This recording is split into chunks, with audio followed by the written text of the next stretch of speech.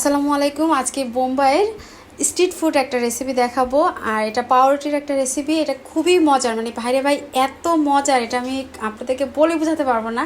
একবার হলো এর জন্য বাসায় ট্রাই করবেন। খুব বেশি না, 3 পিস পাউরুটি হলে 6 পিস নাস্তা হয়ে যাবে। একটা ডিম লাগবে, আর এখানে আমি কাঁচা আলুটা ব্যবহার করেছি আরও বেশি মচমচে, মানে কিভাবে মচমচে করা যায় সেরকমও কিছু টিপস, আর এটা লাগানোর পরে যাতে এটা খুলে না যায় সেরকমও কিছু টিপস থাকতেছে। নিয়েছি 1 বাটি পরিমাণে পেঁয়াজ কুচি, দিয়ে দিচ্ছি 3-4টার মতো কাঁচামরিচ, লবণ, জিরার গুঁড়া, অন্য একটুখানি হলুদের গুঁড়া দিব। হলুদের গুঁড়া বেশি দিলে কিন্তু গন্ধ আসবে।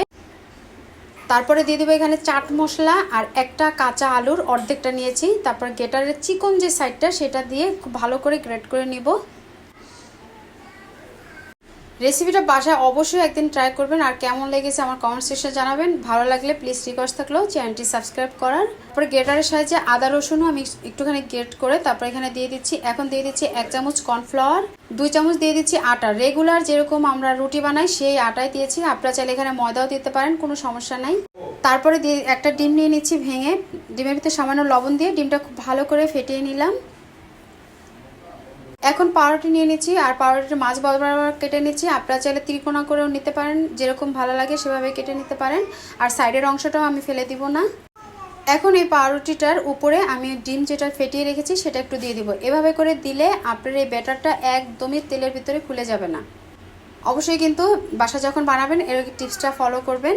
সবগুলো পাউরুটিতে এরকম হালকা করে আমি ডিমটা লাগিয়ে নিচ্ছি, আর বাকি যে ডিমটা থাকবে সেটাও ফেলে দেওয়ার কোনো দরকার নেই। যে মিশ্রণটা ছিল সেই মিশ্রণে দিয়ে এখন খুব ভালো করে এটা হাত দিয়ে মেখে নিতে হবে।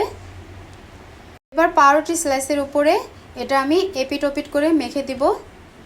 হয়তোবা দেখলে বুঝতে পারবেন যে এটা তো তেলের ভিতরে দিতে সাথে সাথে খুলে যাবে, কিন্তু একদমই খুলবে না। আপনারা ট্রাই করতে পারেন।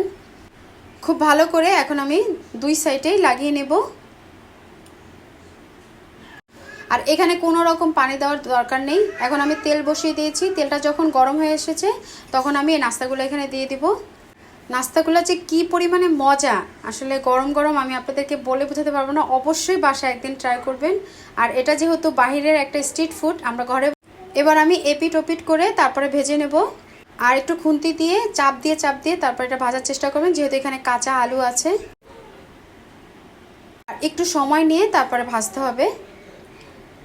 যখন দেখবেন যে পাউরুটিটা একদম লাল লাল হয়ে গেছে, ভাজা হয়ে গেছে, তার মানে বুঝতে পারছেন একটা ব্যাচ আমি তুলে তারপর আরও একটা ব্যাচ এভাবে দিয়ে নেব।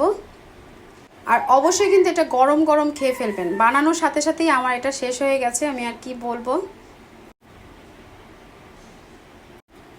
মানে বানিয়ে আমি টেবিলে নিছি, দেন শেষ।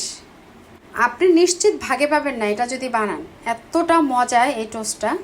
আবার এটাকে কিন্তু পাউরুটি টোস্টও বলা যায়। বাস আমার তৈরি হয়ে গেল স্ট্রিট ফুড পাউরুটি টোস্ট। তো কেমন লাগলো অবশ্যই কমেন্টস করে জানাবেন। তা আজ পর্যন্তই। আল্লাহ।